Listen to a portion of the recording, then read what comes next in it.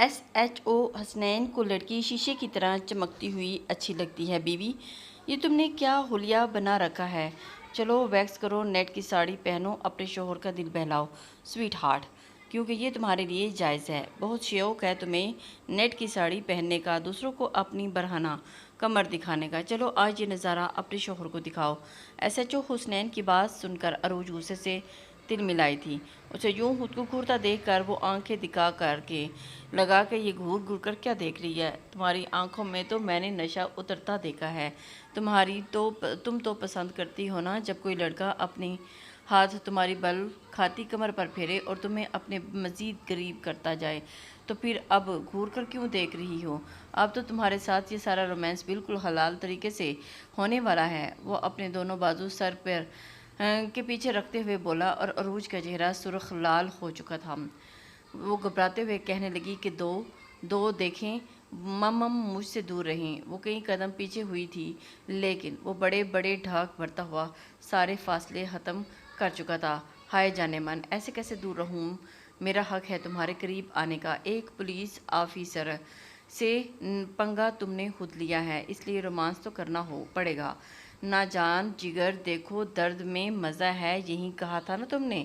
ایک درد تم نے مجھے دیا، تھوڑا سا درد دینے کا تو میرا بھی حق ہے۔ بس 2-4 چیخیں نکلیں گی اور پھر… یہ کہہ کر حسنین نے اسے جن نظروں سے دیکھا تھا، عروج کے وجود میں سنسنی سی دوڑ گئی تھی۔ وہ اپنا سانس روکے حسنین کو دیکھ رہی تھی۔ حسنین اس کی کمر پر بازو حمائل کر کے اسے اپنے بے حد قریب لا کر یہ بولا کہ یہ تمہیں اپنا حسین روپ اپنے دوستوں کو دکھا کر ان کے جذبات کو آگ لگانے کا شوق ہے۔ وہ ساری آگ آج رات کے بعد ٹھنڈی ہو جائے گی۔ عورت تو ویسے بھی مرد کی شدت کے آگے ہار مان ہی جاتی ہے، چاہے جتنی ہی پتھر دل کیوں نہ ہو۔ اور میں تو ایک پولیس آفیسر ہوں، تمہیں ٹھنڈا کرنا بس تمہاری 2 چیخوں کی مات ہے۔ اس سے پہلے کہ وہ باقی کا فیصلہ بھی ختم کرتا، عروج کو اپنے دونوں ہاتھ اپنے لبوں پر رکھ دیے اور نفی میں سر ہلانے لگی۔ حسنین نے اسے گھور کر دیکھا۔ کیا ہوا؟ ابھی تو میں نے کچھ شروع بھی نہیں کیا اور تم گھبرا گئی؟ ہاتھ ہٹاؤ نہ جانے جگر، سب سے پہلے کام ہونٹوں سے ہی تو شروع ہوتا ہے۔ حسنین کی آنکھوں میں شرارت ناچ رہی تھی اور ایک ہاتھ سے وہ اس کے دونوں ہاتھوں کو پکڑ کے اس نے عروج کے ہاتھ کو پکڑا اور اس کے قریب ہونٹوں کو آزاد کیا تھا، پھر اس کا نچلا ہونٹ کاٹتے ہوئے اس کی کمر کو۔ عروج، تمہیں نہیں لگتا کہ تم میرے ساتھ زیادتی کر رہی ہو کہ تم کالج کا یونیفارم بہت ٹائٹ پہنتی ہو؟ مجھے ایسے ہی ٹھیک لگتا ہے، تمہاری طرح مست ملنگ نہیں ہوں، پہننے کا شوق نہیں ہے مجھے۔ عروج نے بے نیازی سے بات کی، بڑی بے نیازی سے گلے میں دوپٹہ ڈالتے ہوئے اس کی جانب دیکھا تھا۔ وہ لاپرواہی سے بولی تھی۔ کپڑوں کے معاملے میں وہ شروع سے ہی ایسی تھی، تنگ چست لباس پہنتی تھی۔ والد بزنس مین تھے اور والدہ کو اپنی ہی دوستوں اور کئی پارٹی سے ہی فرصت نہیں ملتی تھی، اور عروج بھی ایسی ہی تھی۔ اس کے حلقہ احباب بہت وسیع تھا اور اس کے آس پاس میں بہت سی لڑکیاں، اس کے ساتھ لڑکیوں کے ساتھ لڑکے بھی شامل تھے، مگر اینی کا رہن سہن بالکل مفت تھا۔ مگر اینی وہ متوسط گھرانے سے تعلق رکھتی تھی۔ گھرانہ اتنا غریب نہ تھا، ہر وقت پوری ہو جاتی، مگر بھیجا پیسوں کا اسراف پسند نہیں کیا جاتا تھا۔ عروج کی بات سن کر اینی کہنے لگی، میں مست ملنگ ہی ٹھیک ہوں، میرے گھر والے ایسے ہی فیشن پسند نہیں کرتے۔ میرے بڑے بھائی تو مجھے بنا دوپٹے کے دیکھ لیں تو جان نکال دیتے ہیں۔ میرے بڑے بھائی میں بہت غصہ ہے، کہتے ہیں بیٹی بہن عزت کی چادر میں لپٹی ہوئی اچھی لگتی ہے۔ عروج کو اینی کا گھرانہ کچھ تکیہ نوس لگتا تھا۔ اللہ تعالیٰ کا شکر ہے کہ میں تمہارے جیسے گھرانے میں پیدا نہیں ہوئی اور نہ ہی تمہارے جیسے فیملی ممبرز ہیں میرے، اور گھر جانے کا دور دور تک کوئی چانس نہیں۔ میں تو یہ دوپٹہ مجھے اپنے گلے میں کسی رسی کی طرح لگتا ہے، اور میں تو شکر ہے کہ میرے بابا ایسے نہیں ہیں۔ اگر مجھے بھی گھر سے باہر بڑی چادروں میں جانا پڑا تو میرا دم ہی گھٹ جانا تھا۔ اس کی بات سن کر اینی کہنے لگی کہ اچھا، بالکل ویسے ہی دم تو میرا تمہیں دیکھ کر نکل جاتا ہے۔ کتنا چست پہن رکھا ہے، تمہارے وجود کی رعنائیاں صاف دکھائی دے رہی ہیں۔ اینی نے اسے بالکل صاف الفاظ میں بولا تھا۔ और वो उसकी बात सुनकर हैरान रहेगी। ऊपर से दुपट्टा ये भी तुमने ऊपर यूं कर रखा है, जैसे नीचे करोगी तो तुम पर टैक्स लग जाएगा। देखो इसके पास गुजरते लड़के तुम्हें कैसी नज़रों से देख रहे हैं। मगर एनी की बात सुनकर अरूज ने उसके पास देखा और अपने चेहरे पर आई लट को उंगली से घुमाकर च्युइंगम चबाती हुई कहने लगी, हाँ तो देख रही हैं तो देखने दो, देख कर तरसने दो। मुझे अच्छा लगता है जब मेरी हुस्न को ये ठंडी आहें भरकर देखते हैं, क्योंकि मुझे पा तो सकते ही नहीं, बस अपनी औकात से बाहर की चीज़ को देखकर हसरत ही कर सकते हैं ना। तो ये कहकर वो हंसी थी, जबकि एनी तो नफ़ी में सर हिलाकर रह गई थी। एनी को बहुत दुख होता था कि वो उस तरह की बात सोचती है। उसने काफ़ी मर्तबा उसे समझाने की कोशिश की, लेकिन उसके तो सर पर जूं ही नहीं दिखती थी। चलो कैंटीन चलते हैं। हालांकि एनी और अरूज के मिजाज में ज़मीन आसमान का फ़र्क था, लेकिन फिर भी दोनों की दोस्ती बहुत अच्छी थी। अरूज आज़ाद परिंदों की तरह उड़ना को तरजीह देती थी, कहती थी कि मुझे आज़ादी पसंद है। ना तो मेरे वालिद ने कभी मुझ पर रोक टोक की है और ना ही मेरी वालदा ने। एनी तो उसकी बात सुनकर गहरी सांस ली, कहने लगी, फिर भी लड़कियां हदूद में रहें तो अच्छी लगती हैं, ऐसा मेरे भाई कहते हैं। एनी की बात सुनकर वो कहने लगी, अपने भाई का फ़लसफ़ा अपने तक रखो। बहरहाल अरूज अपनी ही ज़िंदगी में खुश और मगन रहती थी। जब एक बार वो अपनी वालदा के साथ एक सियासी पार्टी में गई थी तो आजकल उसके वालिद सियासत में आने का सोच रहे थे और इसीलिए इसी तरह की पार्टीज़ में खुद भी बढ़ चढ़ कर वो हिस्सा ले रहे थे और अपनी बीवी और अरूज को भी अपने साथ लेकर जाते थे। आज भी वो एक सियासी पार्टी में गई थी। एक तांग चुस्त फैंसी शर्ट फ्राक और चूड़ीदार पैजामा पहन कर गई थी। जिस्म पूरी तरह से यहाँ हो रहा था, जबकि अरूज को लगा कि जैसे उसका दम घुट रहा है। वो किसी की नज़रों के हिसार में है, मगर किसकी ये समझ में नहीं आ रहा था। उसे लगा कि शायद ये उसका वहम है, इसलिए अपना ज़ेन झटक कर वो सबसे मिलने लगी। वहीं उसकी नज़र मुलाकात एक सियासतदान के बेटे से हुई थी, जो उससे पहली मुलाकात में काफ़ी बेतकल्लुफ़ हो चुका था। अरूज भी उससे हंस हंस कर बातें कर रही थी। कुछ देर में दोनों में काफ़ी अच्छी दोस्ती हो गई थी, यहाँ तक कि दोनों एक दूसरे को फ़ोन नंबर तक दे चुके थे। अरूज की तरफ लड़के का रुझान देखकर मुतवज्जो होना उसके बेपनाह हुस्न की वजह था। फिर भी वो थी बेतकल्लुफ़ सी, हर एक से फ्री हो जाया करती थी। हंसना मजाक करना, लड़कों से भी वो हाथ पकड़कर बात करने में कोई ऐब नहीं समझती थी। फिर भी उसका पहनना ओढ़ना भी ऐसा ही था, बेबाक सा।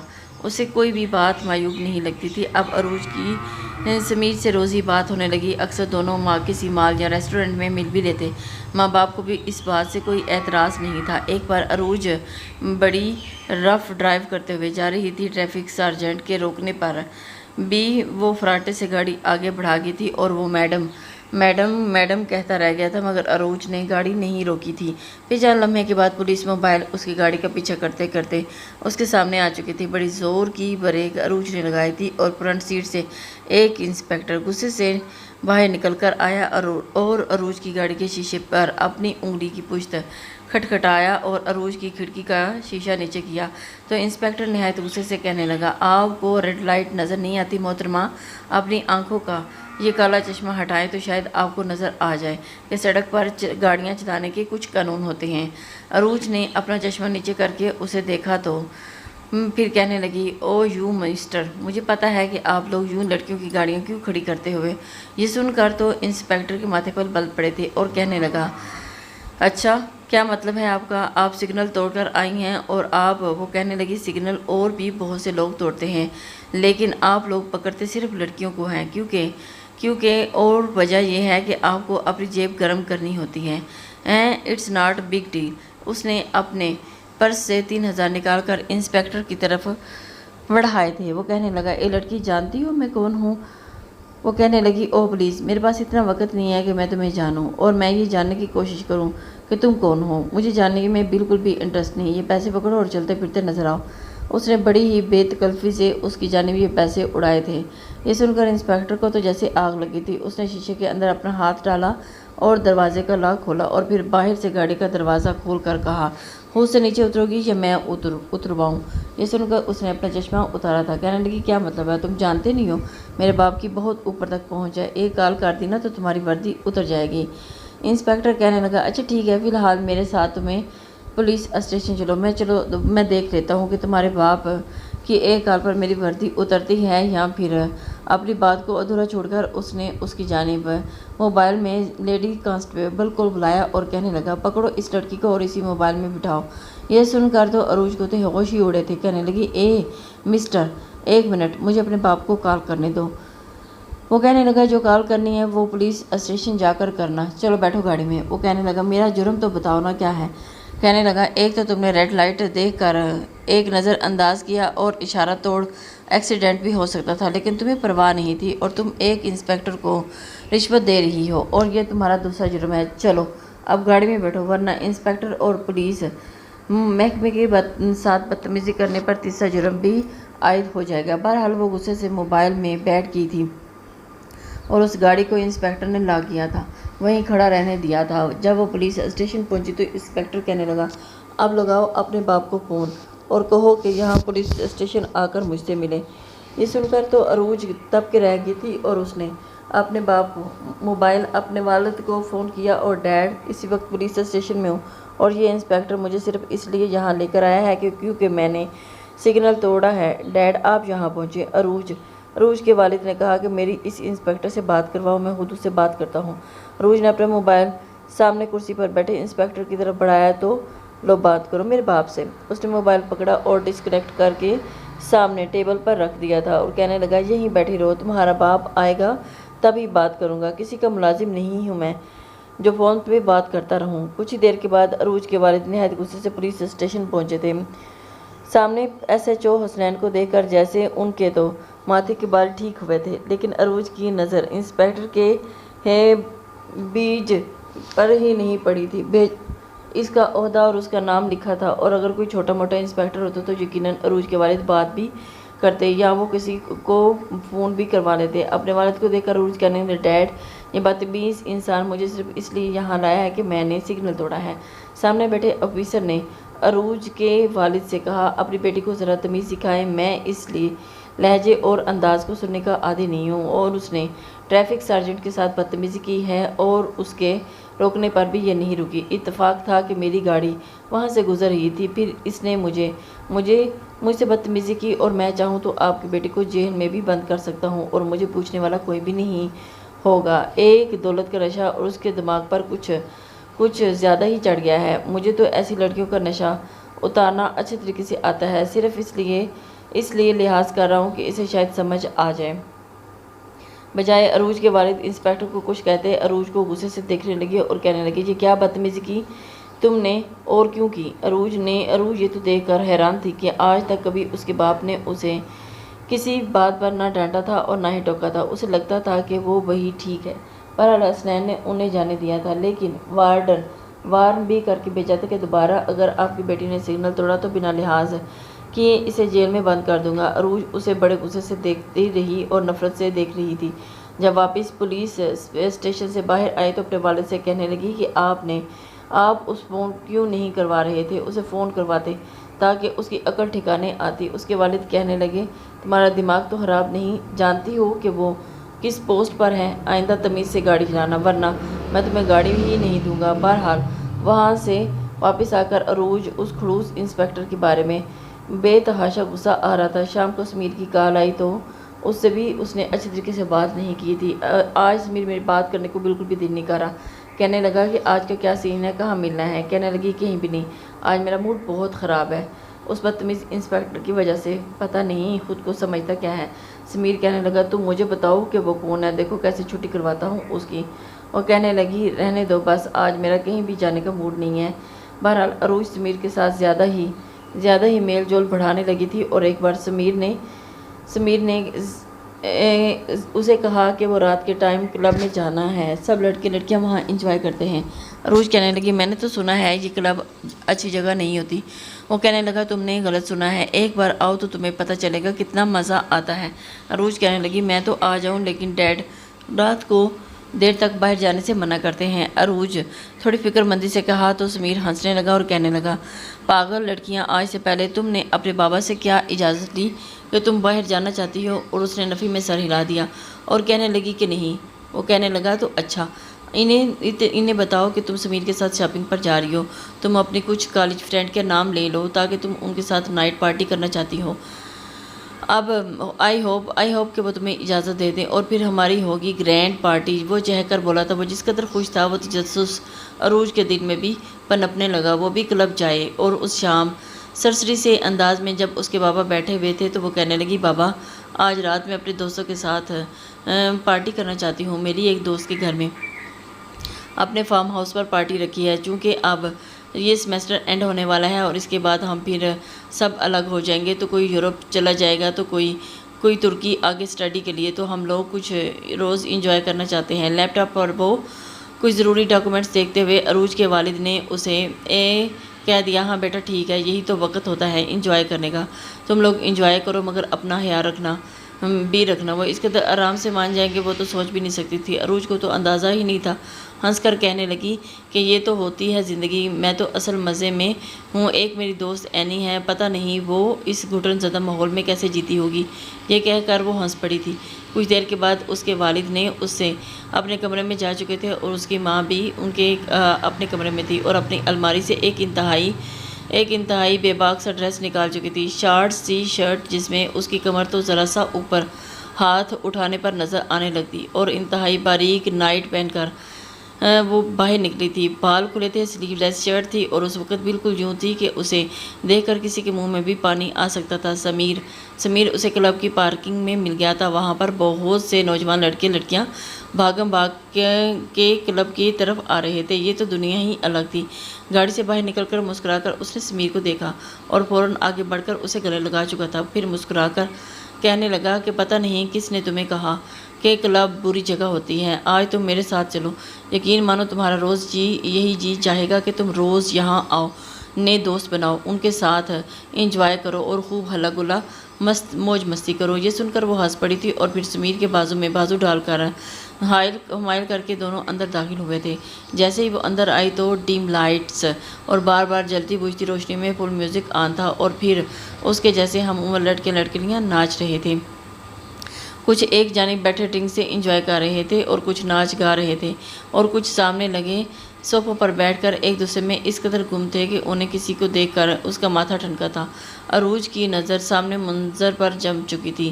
اتنے زیادہ لوگوں کے ہوتے ہوئے بھی وہ لڑکی اس لڑکے کی گود میں بیٹھی ہوئی تھی اور وہ اس کے بالوں کو کبھی کمر پر اور کبھی کہاں ہاتھ پھیر رہا تھا۔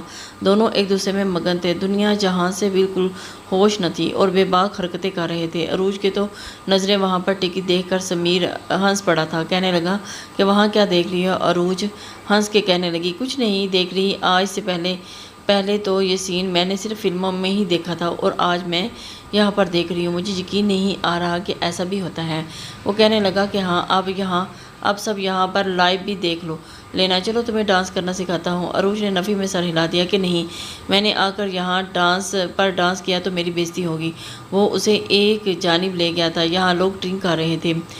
ادھر ادھر کی باتیں ہوتی رہی اور سمیر نے اس کے لیے ڈرنک منگوائی تھی، مگر وہ ڈرنک صرف سافٹ ڈرنک نہیں تھی بلکہ اس نے ویٹر کو پیسے دے کر ایک چمچ نشہ بھی شامل کروا دیا تھا۔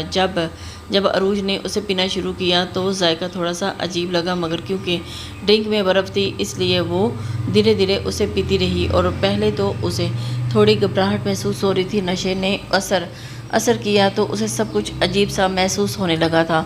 وہ آ کر بالکل اس کے ساتھ بیٹھ گئی اور پھر اپنا ایک ہاتھ اس کی کمر پر پھیرنے لگا، تو کبھی اس کی گردن پر ہاتھ رکھتا تو کبھی اس کی کمر پر، اس کی کبھی ٹانگ پر ہاتھ پھیرنے لگتا۔ کہنے لگا کہ کیسا محسوس کر رہی ہو، آؤ نا ڈانس کرتے ہیں۔ وہ پھر انکار کرنے لگی مگر وہ زبردستی اسے پکڑ کر اتنے لوگوں کے بیچ میں لے گیا۔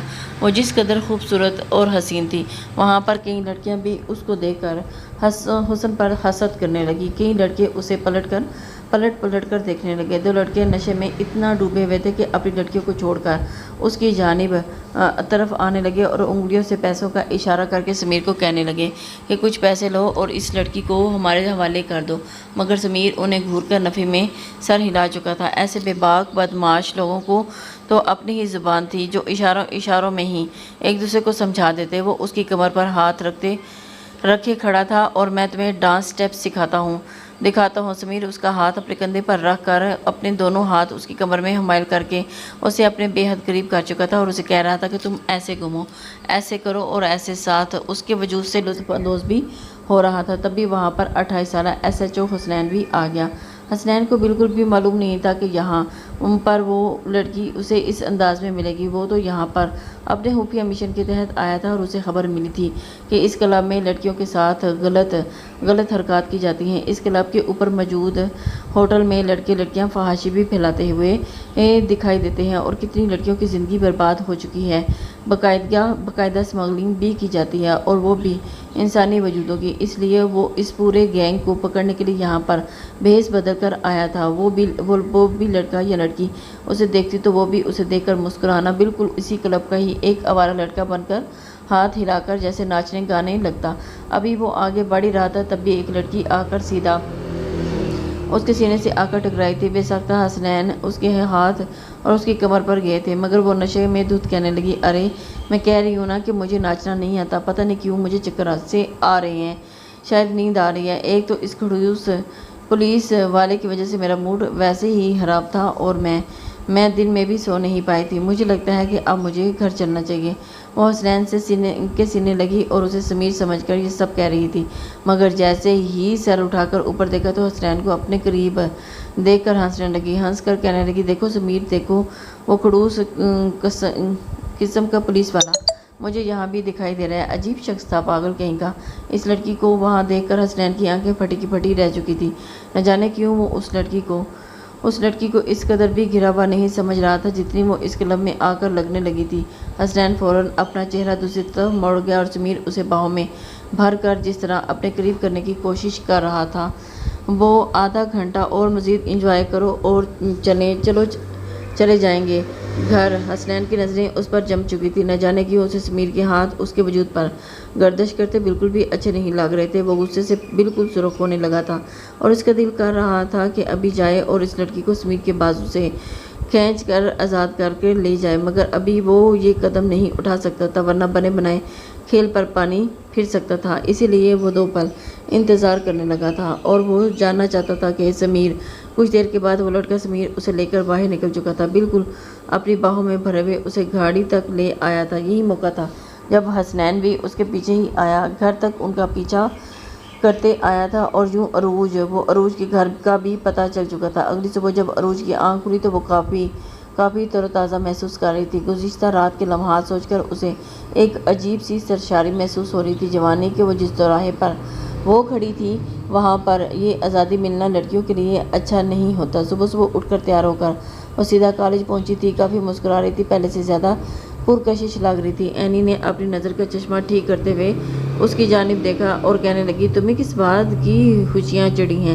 آج بڑی ایکٹیو لگ رہی ہو، خیر تو ہے نا؟ وہ ہنس کر کہنے لگی، ارے تمہیں کیا پتا کل رات میں نے کتنا انجوائے کیا، تم ہوتی تو شاید اور بھی مزہ آتا، مگر تم تو بس گھر میں ہی گھس کر بیٹھی رہو۔ اینی حیرت سے کہنے لگی، کیا مطلب؟ ایسا کیا ہوا کل رات؟ اور عروج اسے مسکرا کر بتانے لگی، میں اپنے فرینڈ کے ساتھ کلب گئی تھی۔ کلب کا نام سن کر تو اینی اچھل پڑی تھی، دونوں فوراً کانوں کو ہاتھ لگا کر کہنے لگی، استغفر اللہ عروج، یہ کیسی باتیں کر رہی ہو تم؟ جانتی ہو وہ کتنی گندی جگہ ہے، تم وہاں کیسے جا سکتی ہو؟ جانتی ہو وہاں پر کیا کچھ ہوتا ہے؟ اور میرے بھائی کو پتہ چل گیا نا تو میں نے کسی ایسی لڑکی سے دوستی کی ہے جو ایسی گندی جگہ پر جاتی ہے تو وہ میری جان ہی لے لیں گے۔ عروج ہنس پڑی تھی، کہنے لگی کہ تم اپنے خڑوس بھائی کا ذکر کر کے میرا موڈ خراب مت کیا کرو، شاید سنگت کو سنگت کا ہی اثر ہوتا ہے۔ یہی وجہ ہے کہ جب عروج اسے کہا نا کہ تمہیں بتاؤں گی میں وہاں پر کیا کیا، تو دھیرے دھیرے اینی کے دل میں بھی تھوڑا سا تجسس پڑنے لگا تھا اور وہ کہنے لگی کہ تم نے وہاں پر کیا کیا؟ کیا وہاں پر لڑکے لڑکیاں چھوٹے چھوٹے کپڑے پہن کر ناچ رہے تھے؟ وہ جس انداز میں پوچھ رہی تھی عروج اسے ہنس کر بتانے لگی کہ ہاں، کچھ لڑکیوں نے تو اتنا باریک پہن رکھا تھا کہ پہننا نہ پہننا بالکل ایک برابر تھا، مجھے تو لگ رہا تھا کہ جیسے پاکستان میں نہیں بلکہ کسی یورپ میں آ گئی ہوں۔ وہ اس کے تجسس اور بڑھ رہا تھا، بہت ہی آزاد ماحول تھا۔ وہ اسے اپنے نئے فرینڈ سمیر کے بارے میں بھی بتا رہی تھی اور اینی چپ چاپ اس کی ساری باتوں کو سنتی رہی، سوائے کام کے آج تک اینی نے کسی لڑکی کو بلانے کی بھی زحمت نہیں کی تھی۔ خیر اسے دیدے پھاڑ دے کر اس کی ساری باتیں سنتی رہی، پھر آخر میں یہ بولی، دیکھو تمہارا کوئی بھائی نہیں ہے نا، اس لیے تم اتنی آزاد ہو۔ مجھے تو بس اتنا پتہ ہے کہ بھائی امیروں کا یا غریبوں کا، جب وہ اپنی بہن کو یوں سب دیکھتے تو اسے رسیاں اسے باندھ کر 2-4 تھپڑ لگانا تو لازمی لگاتا ہے۔ ہمارے ہاں تو یہ سیدھا سر دھڑ سے جدا کیا جاتا ہے یا پھر اگلے روز ہی کسی بوڑھے کھسٹ کو دیکھ کر اس کے ساتھ روانہ کر دیا جاتا ہے۔ یہ تو تم جو سب کچھ کر رہی ہو۔ عروج کی اس بات پر وہ کھلکھلا کر ہنس دی تھی۔ دونوں کے بیچ بس یہی روز کی نوک جھوک تھی۔